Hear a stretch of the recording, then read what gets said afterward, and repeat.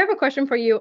You said that your Barbies had a lot of drama. As a child, did you have a lot of drama that was modeled for you? Like, was there family stuff going on? Was there situations where like, your mom watched soap operas and so you modeled that from what you perceived as a child? Yeah, I mean, I had a tough time growing up.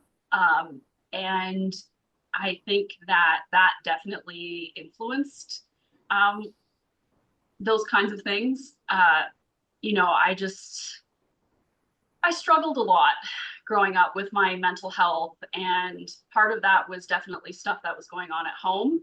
And I think part of telling stories was also a way to channel those feelings that, especially as a young kid, I didn't really understand, didn't really know what they were, and didn't have a name for them. So, kind of just channeling some of that, I guess, dark energy, dark feelings into my writing. And especially when I was younger, my writing was very, it was very dark.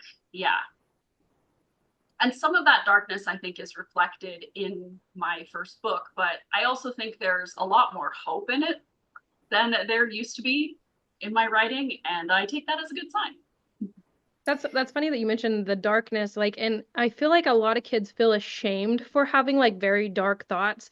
This is actually a conversation I had with my son. He's like, Mom, I just sometimes I have moments where I think about like just beating someone up or something like that. And I'm like, dude, that's okay. Like that, those thoughts come to you, and Yeah, sometimes they are just, pop-up thoughts that are random and don't really hold any meaning. And sometimes it's from an emotion, and working through that is fine. And having those thoughts is okay. Like everyone has thoughts that kind of startle them a little bit. So just letting people know that that's yeah. normal, it's helpful. Yeah, and I think part of it as well was that, like growing up, I didn't have that kind of understanding, um, where someone sat me down and was like, "Hey, it's okay that you feel sad sometimes. It's okay that you're having struggles. Like that's fine." It was very much the opposite for me. It's like, "Why aren't you happy? Why aren't you happy? What's wrong with you?"